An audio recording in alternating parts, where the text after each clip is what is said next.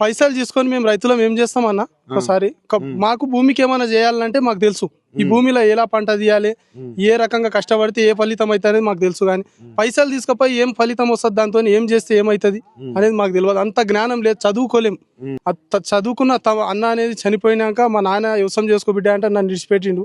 వ్యవసాయం భూతాలినే కాసుకొని బతికినాం ఇన్ని రోజులే. 15 ఏళ్ళు 20 ఏళ్ళ నుంచి వ్యవసాయం చేస్తున్నాం. మేము 7 వరకు అయితే 6 వరకు పోరాడతాం. మా ప్రాణాలన్నా కోల్పోతాం కానీ మా భూములు కోల్పోము అన్న. మేము ఏ రకంగా అయినా కానీ వెనకటి నుంచి కాంగ్రెస్ పార్టీకే మేము చేసినాం.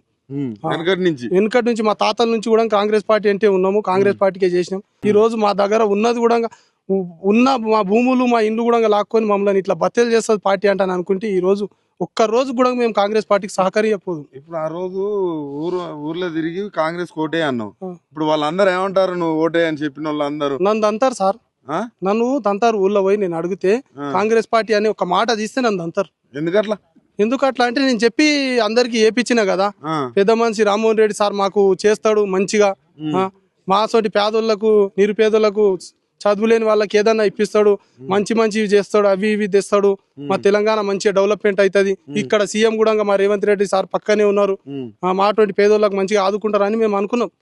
ఈ రోజు మమ్మల్ని ఆదుకునేది పోయి మమ్మల్ని ఆగం చేస్తున్నాం. ప్రజల పాలన వాళ్ళు చెప్పుకుంటున్న వాళ్ళ పాలన, అది మంచి రాజుల పాలన, వాళ్ళ పాలన, దొరల పాలన, పటేన్ల పాలన, ప్రజాపాలన కాదు అది.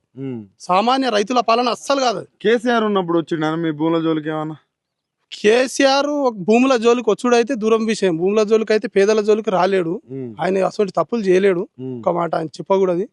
ఇంకేందంటే ఆయన ఇటువంటి పేదల భూములు పోతే కమస్కం వాళ్ళకి ఇంకో దారి చూపి అన్న వాళ్ళ దగ్గర నుంచి తీసుకున్నాం.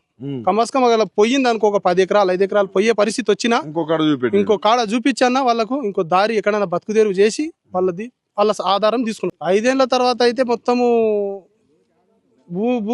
భూభాగం మీద ఒక మంచిగానే బతకనియరు. అంతేనా? అంతే, ఇంకేమున్నది చెప్పండి. మా భూములు పోయినాక మేము అందరం ఆత్మహత్యలు చేసుకుంటాం. మాకేసిన మొక్కజొన్నల పంటల పైసలు మాకు 6 నెలలకు వచ్చినాయి.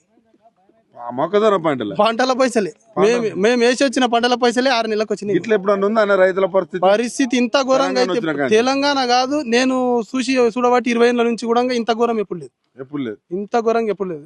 ఇక మా లోకమిడిచి పోవాలంటే ఓటు వేయక తప్పుతుంది కదా, తప్పుతుందా? లోకమిడిచి పోయి బిచ్చగాళ్ళం కావాలంటే ఓటు వేయవలసింది, సాధారణ చేయాల్సింది. కావాలంటే ఓటు వేయాలి, అంతే కదా.